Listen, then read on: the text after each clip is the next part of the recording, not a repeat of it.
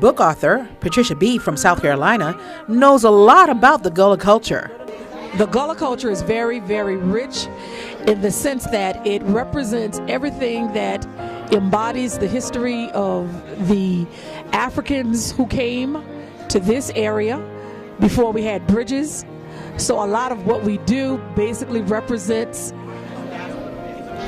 the language, the culture, the food, the way of life, the traditions, etc. Church ceremonies, the way we do weddings, the way we even mourn for the ones who have gone on. So we have a very, very, very rich culture. Like many of the people I talked to during my trip through the festival, Patricia's family roots run deep on the Sea Islands, like Beaufort. I am very, very proud to say that my family members actually lived on these islands before we had bridges.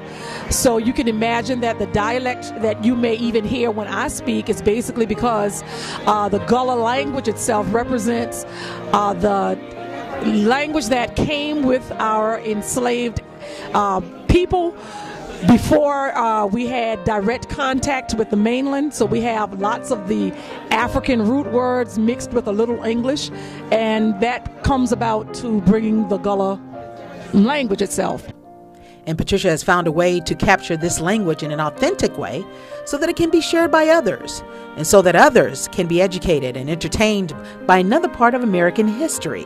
She writes Gullah-focused books. The first book that I did is Mama's Pearls, which is a book of my grandmother's words of wisdom. My grandmother lived to be 93 years old, and I grew up in a house with her. In the house, I remembered just various things that she would tell us, sayings such as,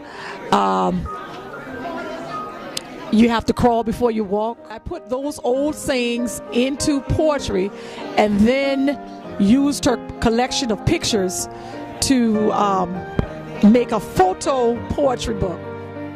The captivating photos serve as historical timestamps of the late 30s and even times of slavery. My grandfather and grandmother were both born in 1896, so we know that my grandfather's grandmother was definitely born somewhere around 1850.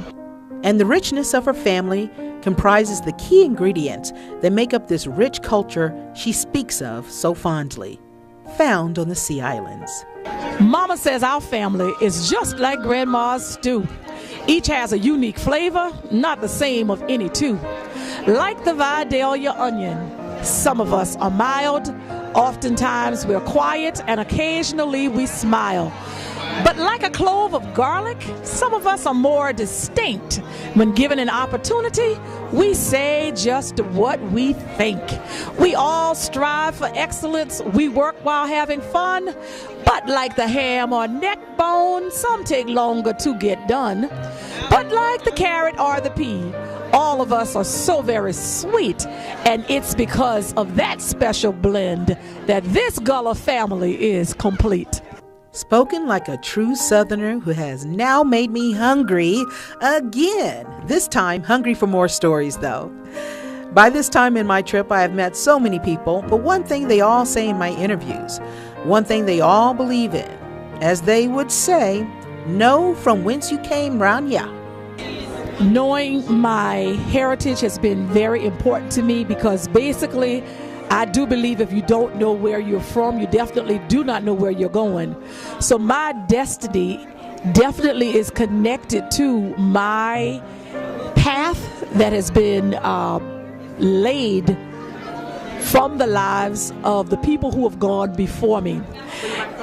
In the book Mama's Pearls, for example, we have pictures that were taken from my grandmother's collection that would represent people who were not able to even read or write, but their lives stood for such a significant dedication to survival, the tenacity, the boldness, just the courage, and most of all the faith that they could do all things, and their trust was totally in God. So I believe that when I look at the heritage of the Gullah culture, it just makes me see a people who have been so resilient, who've gone through so much, but yet have withstood all of the tests of time and have come out victoriously. And that is the part that keeps me moving forward. And it does not matter what I may face. I believe, as my cousin told me, you've come from good stock, the Gullah culture. Well said, Miss B. And after all that, I believe this is a good time to go to church with Aunt Pearlie Sue. Don't you?